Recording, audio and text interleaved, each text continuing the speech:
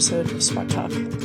Apologies for the disruption to regular programming, but we have been busy with our international conference, which we successfully concluded a number of days ago. Now, this episode is the presentation on the main conference document titled Workers of the World Unite Against the US Empire. In case you're listening to this episode the second time around, I am re-uploading this file because the initial sound wasn't the greatest, as I'm on the road and do not have my usual equipment with me. The downside of re-recording this bit is that I do not have with me Comrade Perot, who in the previous version did a bit of an intro with me as to why we had this conference and its aim. So let me just summarize that a little bit. For us, the reason for gathering our forces at this time was first and foremost to take stock of the world situation and the tasks of communists within it, and to consolidate our party around a clear perspective, which is expressed in the title of this episode. We also invited several organizations to our conference, which led to a productive debate on key questions for the Marxist movement today, foremost amongst them on the class character of China. A lot of the content from our conference will be making its way onto the show, as well as in the pages of Spartacist in the coming weeks. Until then, you can read our article, which we published a brief summary of our conference, and the link is in the show notes. Till then, hang tight. You have me to listen to for the next 50 odd minutes on why workers of the world need to unite against the US empire. Enjoy. And as always, please get in touch with us about your feedback, criticisms, anything else.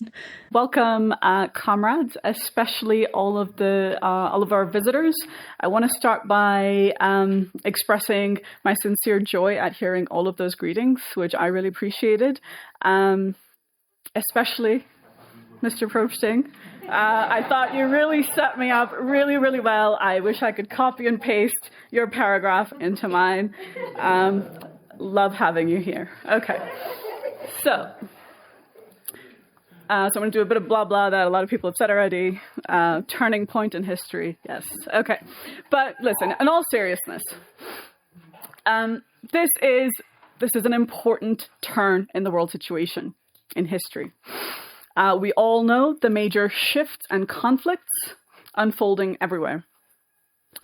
Instability is becoming the new norm, and along with it, rampant confusion on the left, which remains small, like our comrade from LM explained, fragmented and far, far removed from the daily and mass struggles of the world proletariat.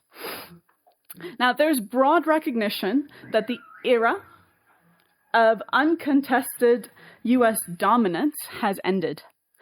However, some use this to declare the end of US hegemony and hail the rise of China and a multipolar world. Others see in the very same dynamics the sharpening of inter-imperialist rivalries, placing US imperialism and China on the same footing. Then there are those who see this period as one of working class offensives and revolutions. This, despite the defeats of important struggles at the hands of various misleaderships and the undeniable shift to the right amongst the working classes in countries on every single continent. And every tendency, of course, thinks they have it right. The features of the period, the balance sheet of the struggles, their program, and so on. So, of course, we also think this. We don't have answers for everything, yes. But we believe that we have key contributions to make in overcoming the disorientation of the Marxist movement. And that is the main purpose of this conference and of the conference document before you. Its central claim, one which is not profound, but unfortunately is very rare on the international left, is that the struggle for a proletarian opposition to the US empire is key to the coming struggles and to unifying the workers' movement internationally. but key also to building a revolutionary trend on the left, which is riddled with false polarizations stemming from an incorrect appreciation of the world situation and therefore of the tasks of revolutionaries in it.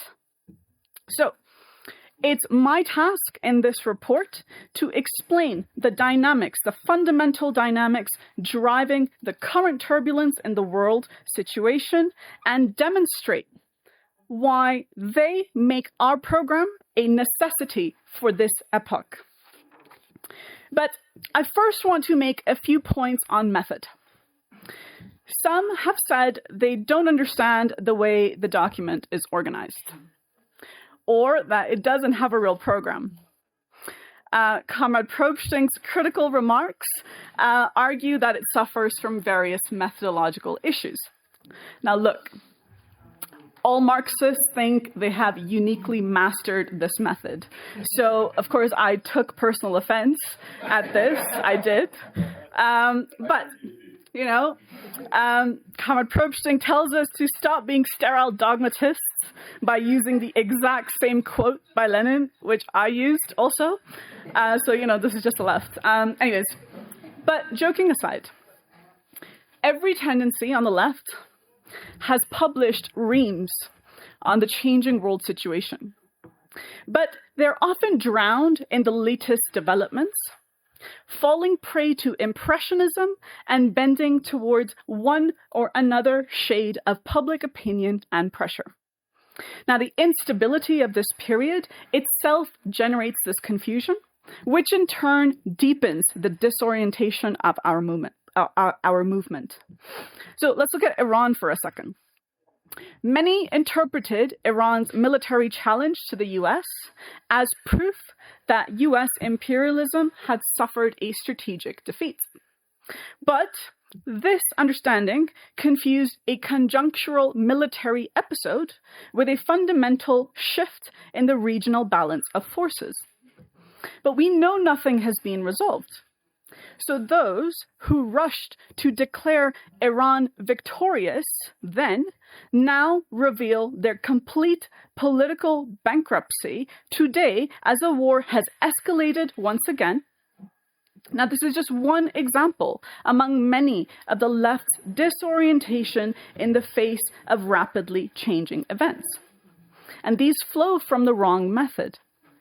And the discussion on the Fourth International will reveal a similar problem, as, again, Comrade Probsting already alluded to. Now, Trotsky explained, and I want to quote, "The international program must proceed directly from an analysis of the conditions and tendencies of world economy and of the world political system as a whole in all its connections and contradictions, that is, with its mutually antagonistic interdependence of its separate parts.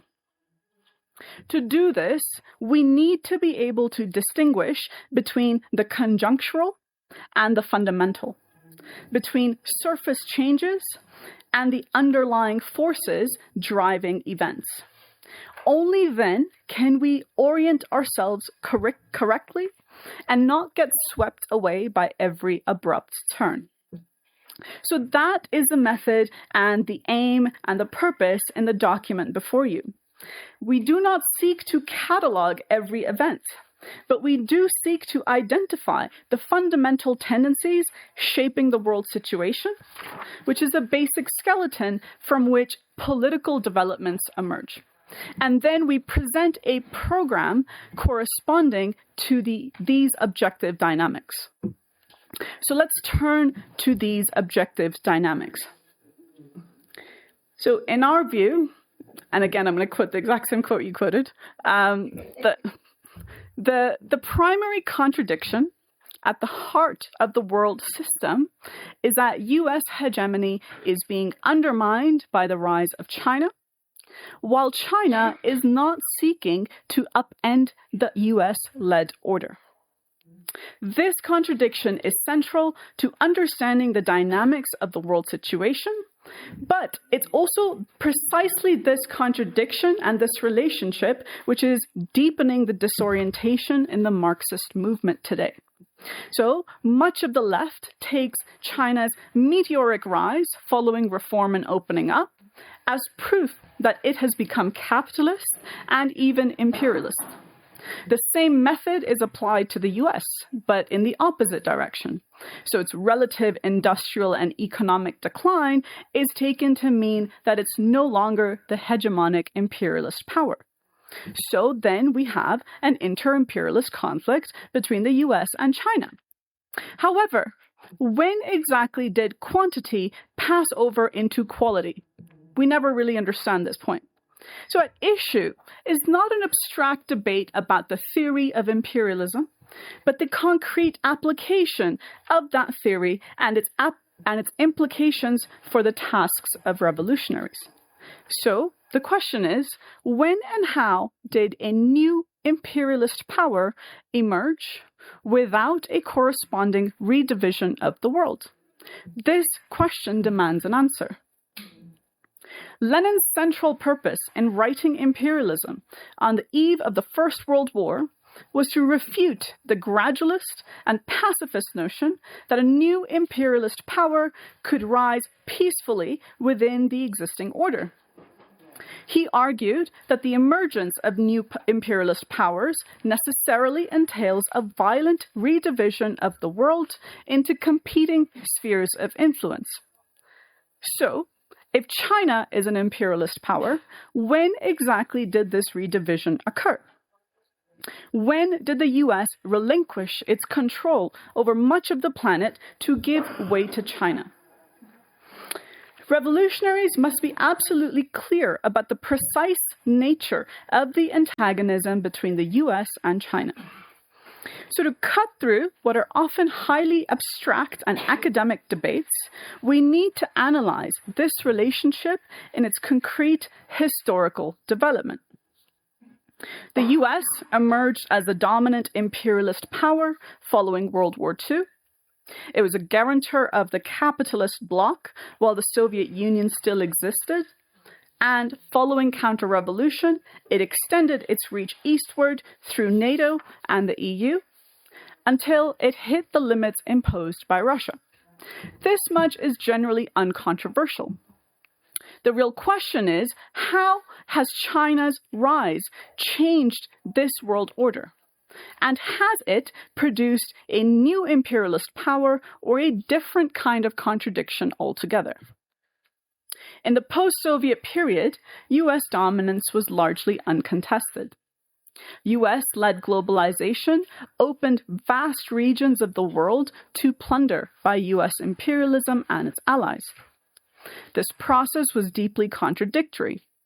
The offshoring of huge swaths of industry from the imperialist heartlands to the global south eroded much of the West's industrial base and drove rapid industrialization in many poorer countries. China was the greatest beneficiary of this process.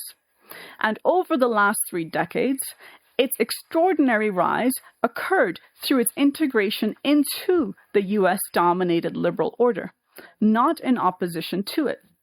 This is the necessary starting point for understanding China's role and place in the world today. China is now the world's preeminent industrial power, accounting for around 32% of global manufacturing output compared to 15% for the US. Again, many on the left point to these figures and conclude that China is gradually supplanting the US as a new imperialist power. But here's what's key. Industrial strength alone doesn't make an empire. China's immense productive capacity is not matched at all by a comparable role in the world's financial or institutional architecture. An empire is built by creating alternative structures which undermine and ultimately replace the existing order. But upon a closer look, it's clear that China does not seek to fundamentally change this state of affairs, but is in fact trying with all its might to preserve an order that is disappearing before its eyes. So, consider the institutions which China leads. In the financial realm, it's the Asian Infrastructure Investment Bank and the New Development Bank, or what's also called the BRICS Bank. Both lend primarily in US dollars, and neither remotely rivals the role of the IMF or the World Bank, which, despite their relative decline, continue to dominate the international financial system and subjugate the poorer countries. So let's look at a couple of examples. For all of the talk of Chinese imperialism in Pakistan, it is the IMF which is bleeding the masses, and the US which calls the shots, including engineering the overthrow of former Prime Minister Imran Khan and throwing him in prison. Look at Sri Lanka. Many on the left point to the deep sea port in the Indian Ocean leased to China as evidence of Chinese imperialism. But they minimize that it is the IMF tightening the noose around the neck of Lanka following its economic collapse. The strongest argument advanced by proponents of Chinese imperialism is the Belt and Road Initiative.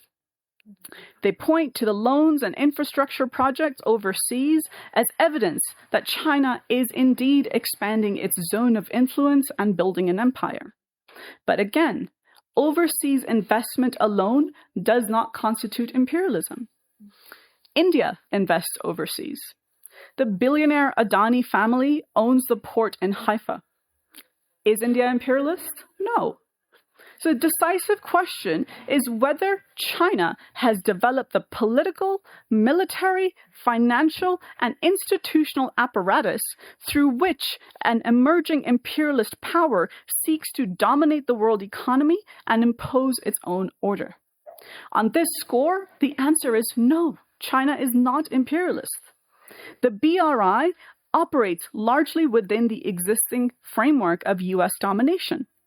And where BRI projects come into conflict with US and allied interests, they have often been blocked or cancelled, from the Philippines to Panama to Romania, all under pressure by, you guessed it, the US and the EU. And what has China done in response? Nothing. I'm going to go on a little bit about this because I enjoy it. Let's consider the Shanghai Cooperation Organization, okay, which presents itself as a framework for, quote, long-term relations of good neighborliness, friendship, and cooperation, all that Stalinist mumbo-jumbo, based on international law. Now, the membership of this body alone exposes the idiocy of viewing it as a counterweight to the US empire. Among its 10 members are Pakistan and India. Anyone who knows anything about the relations between these two know that they want to destroy each other. There's no good neighborliness. Moreover, India, alongside the US, is a member of the anti-China Quad Alliance. Iran is a member state, but we saw that during this war, China has done nothing decisive to come to the aid of its supposed ally. If China was looking to challenge the US, again in the manner of a rising imperialist power, then it would take advantage of every opportunity to exploit the weaknesses of its adversary, expand its influence, and escalate confrontation. It would use its dominance in rare earth minerals to cripple the US military-industrial complex. But China doesn't do this. Whether the US is slapping tariffs on Chinese goods or attacking its allies, time and time again, China refuses to make a decisive challenge to the US empire. The same dynamic applies on the military front. Much is made of the declining state of the US military and China's growing advantages, particularly its immense industrial capacity for war. These are important changes. But the crucial question is, what are these respective military forces used for? The US wages wars, imposes blockades, and kidnaps sitting presidents. Who has China invaded in recent decades? No one. In fact, it is surrounded by US allies, most of which host US bases.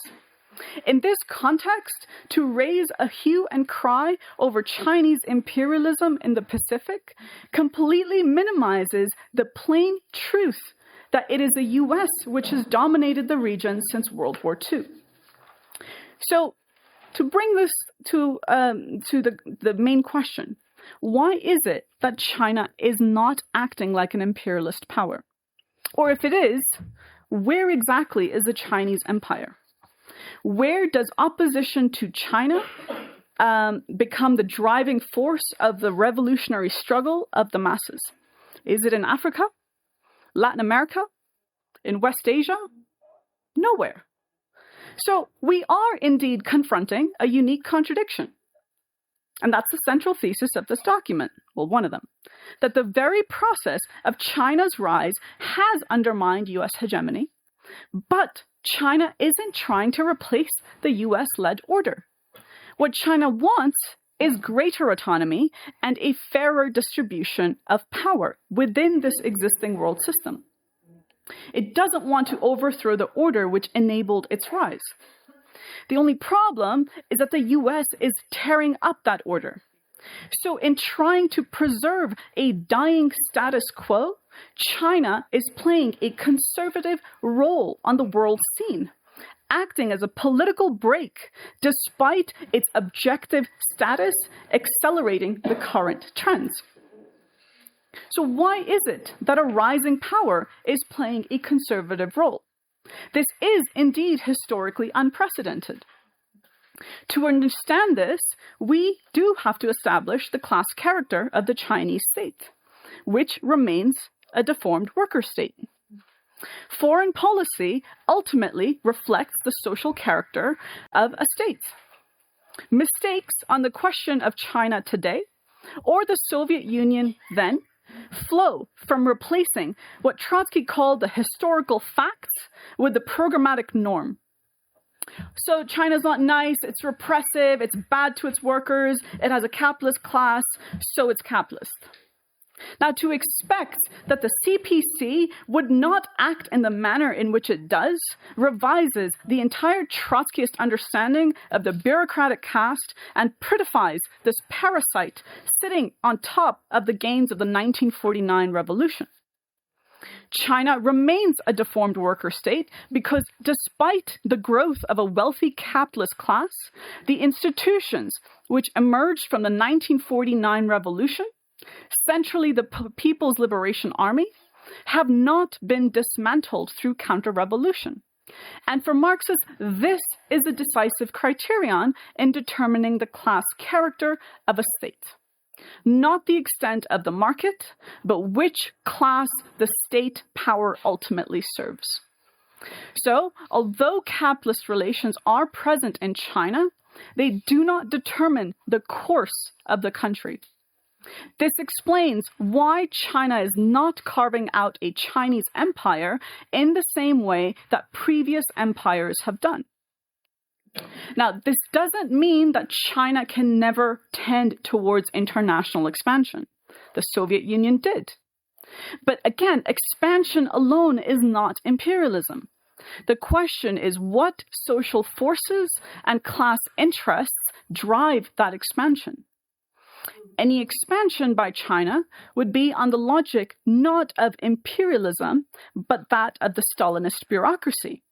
A caste caught between the proletariat and the pressures of world imperialism, which would extend outwards only in an attempt to preserve its own rule. So evacuating this social content of international expansion only serves to sow confusion. And again, as Trotsky said, this method is much more proper to petty bourgeois Democrats than to Marxists. As he wrote about the Soviet bureaucracy, what we as Trotskyists object about the Kremlin gang is not the expansion and not the geographical direction of that expansion, but the bureaucratic counter-revolutionary methods of that expansion. This understanding is key to make sense of why, despite China's rise, it is not trying to supplant the US empire. As our comrades write, decaying empires don't simply roll over and die.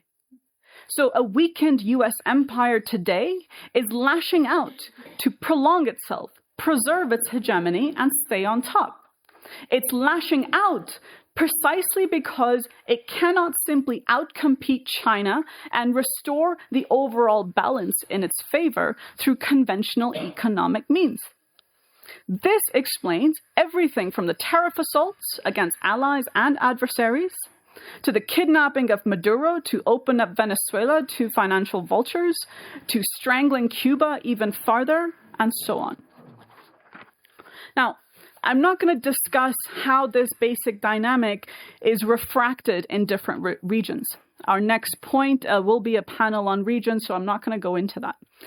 But I want to briefly address Europe, which is a huge source of contention and confusion on the left.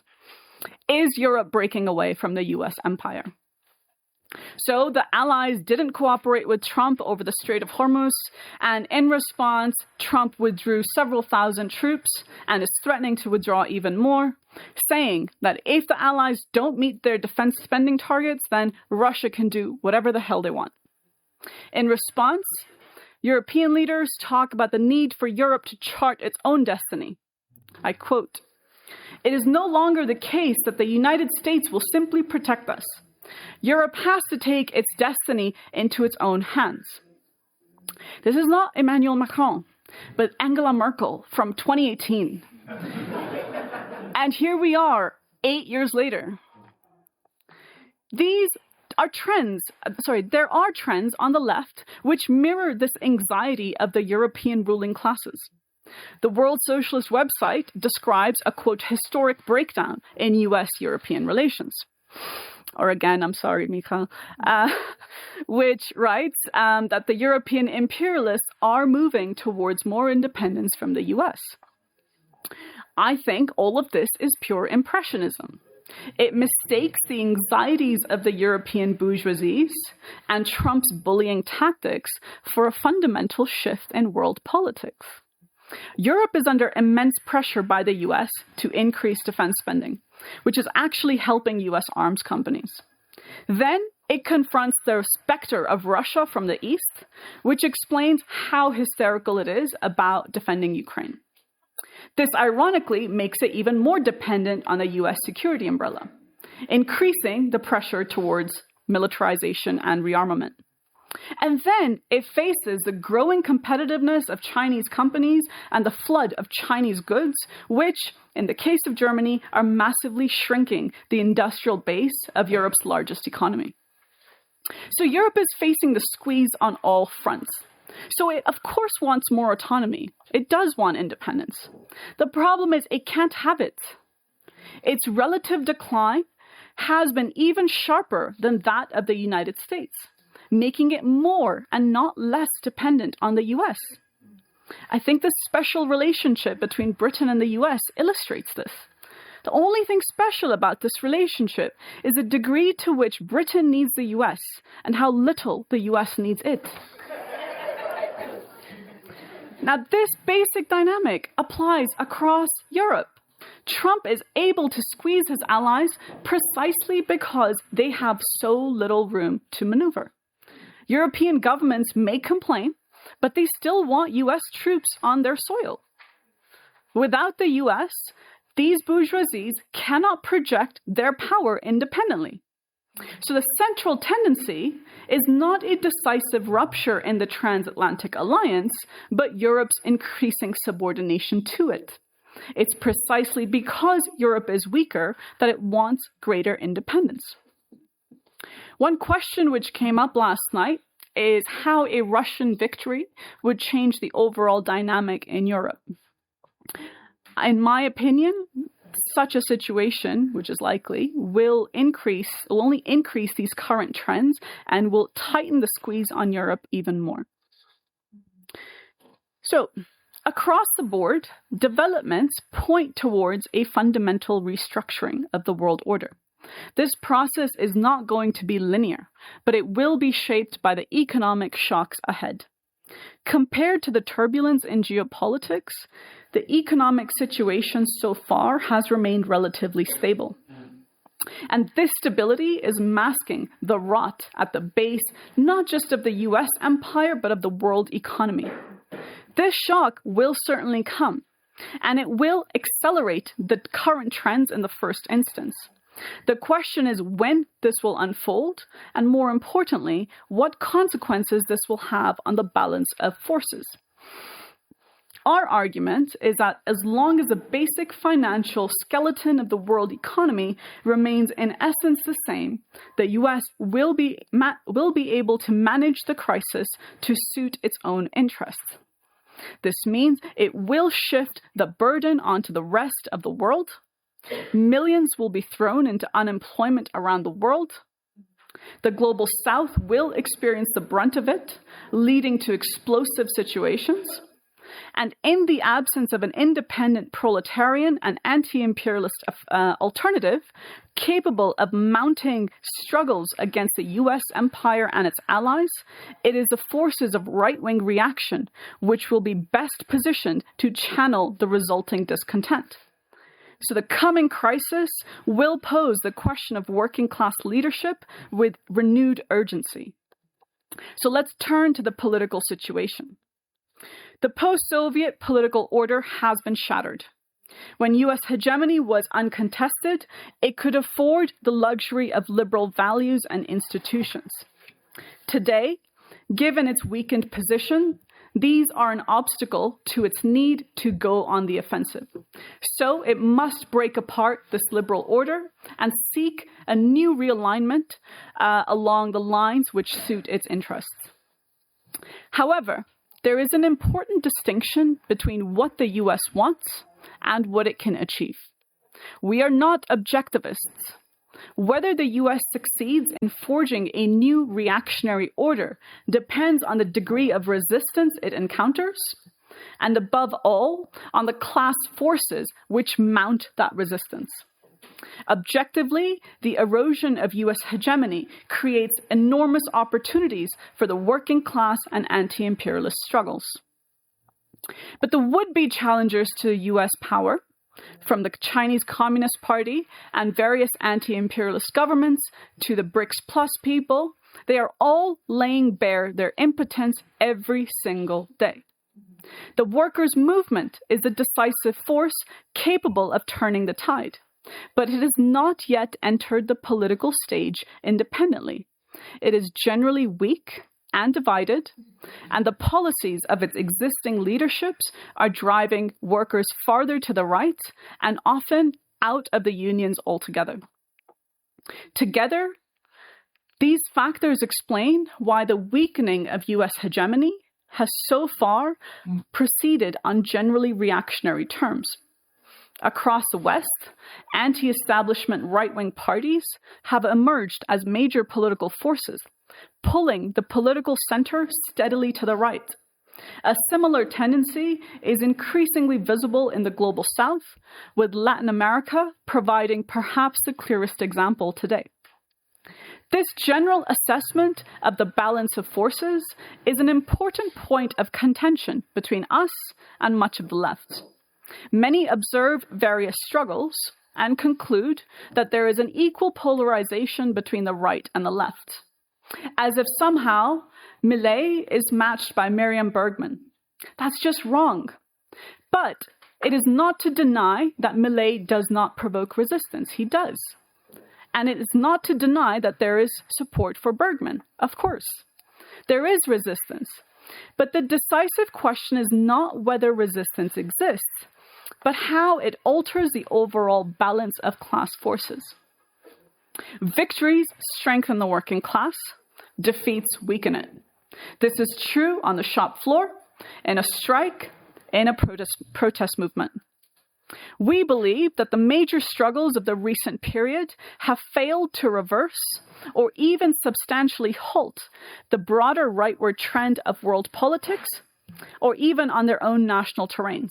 This is because they have been either held back or led to defeat by non-revolutionary leaderships. As a result, the struggles which do emerge remain a secondary trend in relation to the overall rightward shift in world politics, which is the dominant trend. I want to be very clear. The growing instability and turmoil in the world will engender resistance and provoke struggle. Just look at what happened in Bolivia. But the tempo is difficult to predict. Our task as communists is to prepare for the coming battles. What will be lacking is not the resolve and the heroism of the masses, but a revolutionary program capable of leading the battles to victory. So I want to now turn to the program. Our comrades in the HEM minority take many issues with this document, one of which is that it wants to unify the left instead of distinguishing between reform and revolution. But these two things are not counterposed, comrades. We do want to unify the left. This is desperately needed. But this unification needs to be on the basis of the struggle for revolutionary leadership concretely, not on a list of slogans or demands. So, the final section of the conference document puts forward crucial elements of a revolutionary perspective and program which confront key political questions for this period and provide an approach to overcoming the problems of the international left, which is split and polarized along entirely bourgeois lines. For example, China is imperialist and must be opposed, or it's socialist and must be supported. Support Ukraine as an oppressed nation fighting an aggressor, ignoring its war aims and imperialist backing, or support Russia because it's weakening imperialism. Adapt to nationalist forces in the fight against national oppression, or condemn them altogether in favor of the pure class struggle. So you see the polarizations I'm trying to get at. So let's talk about the program. First and foremost, it is a complete indictment of the left that there isn't a larger trend which makes the struggle against the US empire its central task. From the ICE terror at home to Cuba, Venezuela, Gaza, and the naked economic aggression against the semi-colonies, the struggle against US imperialism provides a genuine basis for unifying the masses across borders. A failure to make this perspective central to its tasks will condemn the Marxist movement to complete irrelevance in the coming battles, especially in the oppressed countries. But there's opposition and there's opposition. The campists do make the struggle against the US empire key. However, they do this by supporting anything which pushes back against the US. So they do it from not a proletarian perspective. That's not Marxism. The criminality of the campists is most obvious on the war in Iran. So, because the Islamic Republic is both the target of imperialist aggression and a reactionary capitalist regime which oppresses the masses at home, the left repeatedly falls into one of two traps. The campists support the regime in the name of anti-imperialism. Others, repelled by its crimes, refuse to take a side and defend Iran against imperialist attack. Both of these sides actually split the movement, and neither is able to link a struggle against imperialist aggression with the struggle against the Islamic Republic. We must learn to avoid these twin errors. The question is how? It's with a perspective to exploit the contradictions of both sides and split them along class lines. This means leaning into the national aspirations of the masses and defending Iran when it is under attack, but doing so on a basis which exposes the Islamic regime as an obstacle to genuine anti-imperialist struggle, because it crushes and divides the oppressed, preventing the genuine unity of the masses. So it's not enough to simply oppose the US empire, but we must do so on an independent proletarian basis. The whole situation in Iran and the sharp debates within the Iranian left cry out for such a resolution of the crisis. The offensive of the US empire has already heightened the drive towards increasing national oppression. This will pose the fight for national liberation with greater urgency in the coming struggles. But again, the national question is an important fault line in the left where we observe another trap. So, faced with imperialist aggression, one wing of the left tails the national bourgeoisie in the name of anti-imperialism, and the other rejects the national struggle altogether because it's bourgeois. Both abandon the national aspirations of the masses and leave it in the hands of the nationalists. Our perspective, our approach laid out in that conference document, overcomes these two twin errors.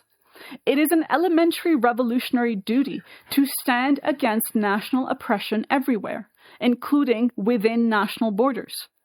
But the central question is how to advance the national liberation struggle.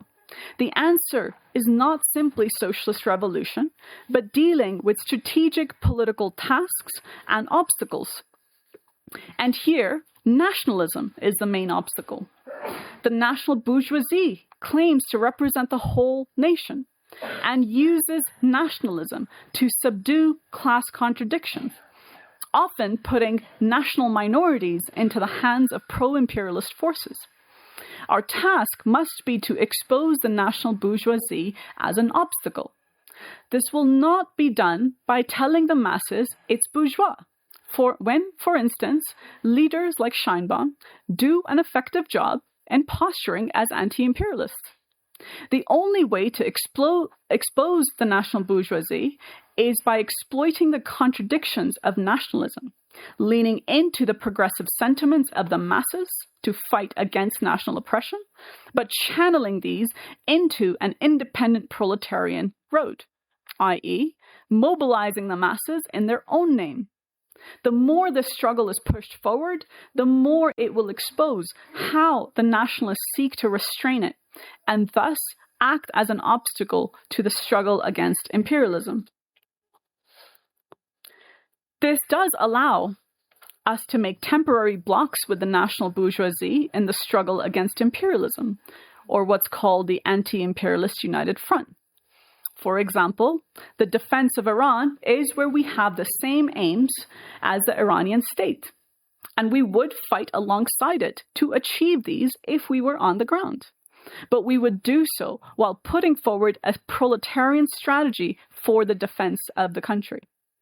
This overall approach is the only road to breaking the Marxist movement out of its irrelevance in the global south. And it's in this framework that we should understand the contribution of our perspective and this document to the international left and our own task as a small Trotskyist organization within this giant mess. So on each question so far, I've tried to show how the polarizations on the left reflect real tensions and battles in society.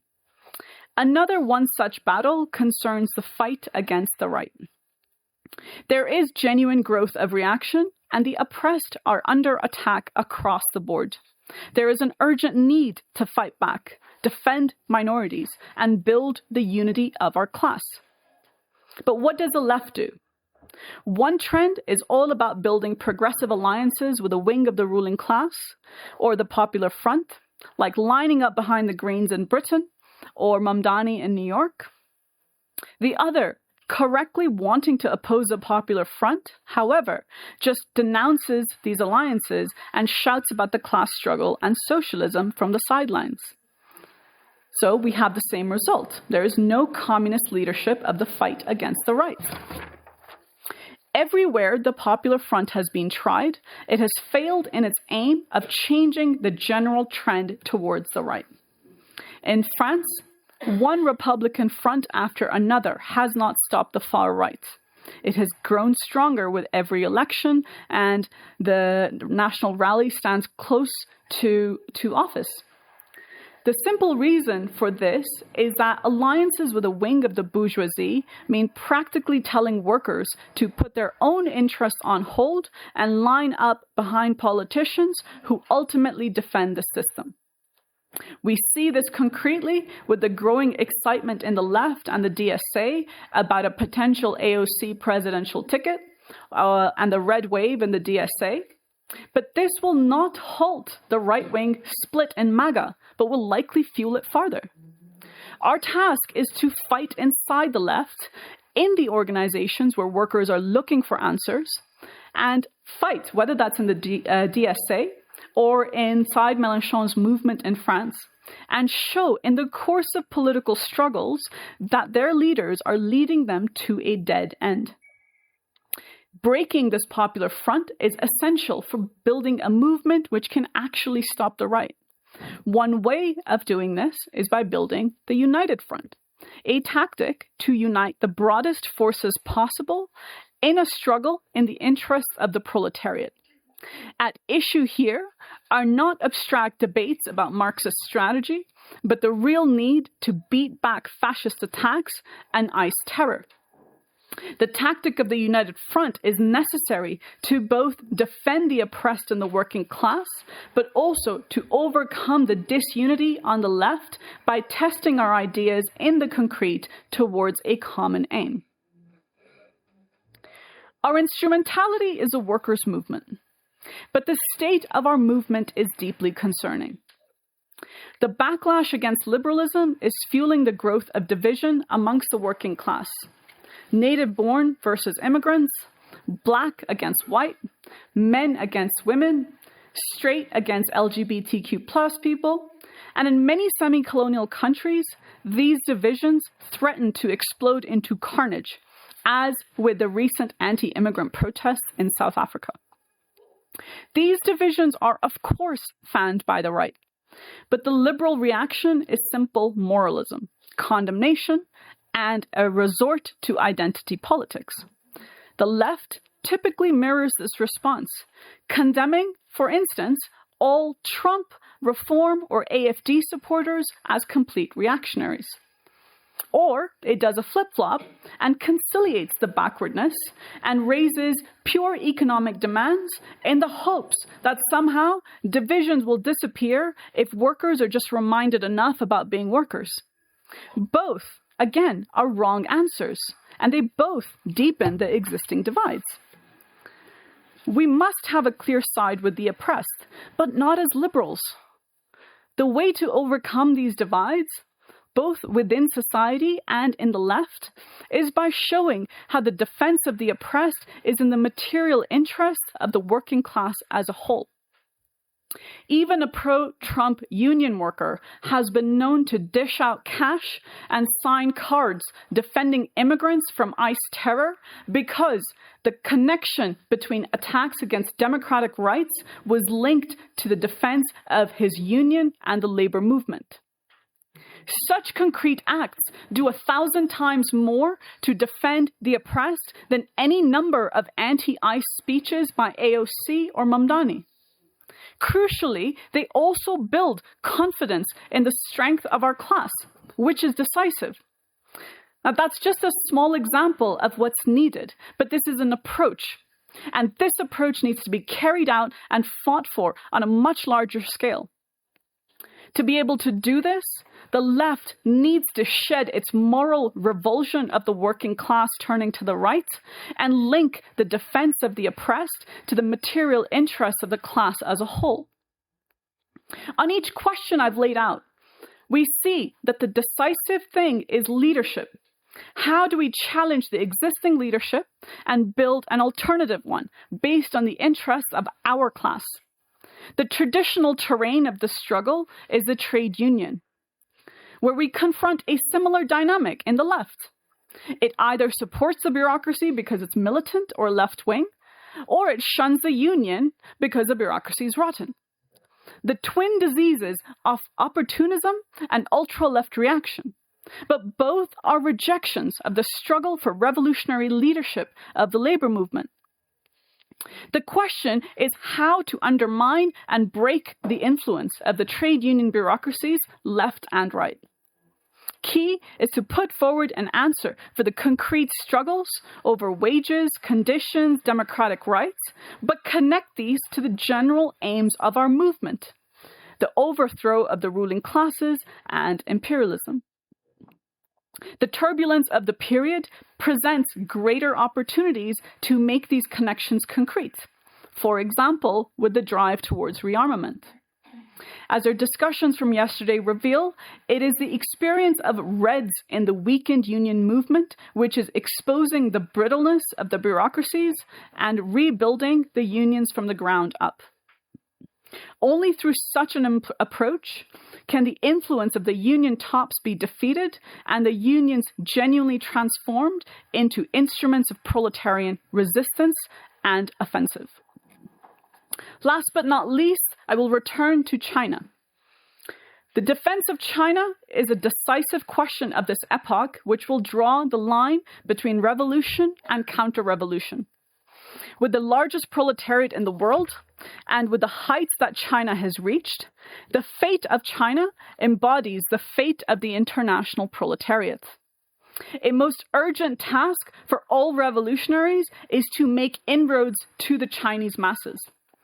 This will not happen if we do not defend the land of the 1949 revolution. The trends on the left, which refuse to defend China and equate it with the US, not only seal themselves to the Chinese proletariat, but they strengthen the hand of the US empire. As with all other questions, the question is how we fight. How do we defend China? And here again, it is revolutionary leadership. The CPC presides over the second largest country, and we are tiny. But the Revolutionary Party will be built in the course of convulsive battles. And this will be in part through a political challenge to the policies of the CPC. As the material basis for the CPC's win-win model disappears, its policies are already provoking hostility from layers of Chinese youth and workers. Its policies on the international stage alienate toilers from many oppressed countries, as well as strategic sectors of the proletariat in the West. Can I have 1 minute, please? Real defense of China cannot be separated from the political independence of the proletariat. Trotsky explained, mistakes on the question of the defense of the USSR most frequently flow from an incorrect understanding of the methods of defense. Defense of the USSR does not at all mean rapprochement with the Kremlin bureaucracy, the acceptance of its politics, or a conciliation with the politics of our allies. In this question, as in all others, we remain completely on the ground of the international class struggle. So, to conclude, the crisis of revolutionary leadership will be the central theme in the proceedings over the course of this conference. This epoch will be defined by great shocks. Things will happen which we may not have foreseen well enough in advance. In these circumstances, the best means of having our feet on solid ground is to base ourselves on the fundamentals of the world situation. The perspective I have defended before you is based on these key dynamics, the balance sheet of recent struggles, and the crisis of the left. Within this, the basic approach outlined in our program seeks to overcome the false polarizations on the left and unite it on a clear, revolutionary perspective appropriate to the tasks of this epoch. Thank you.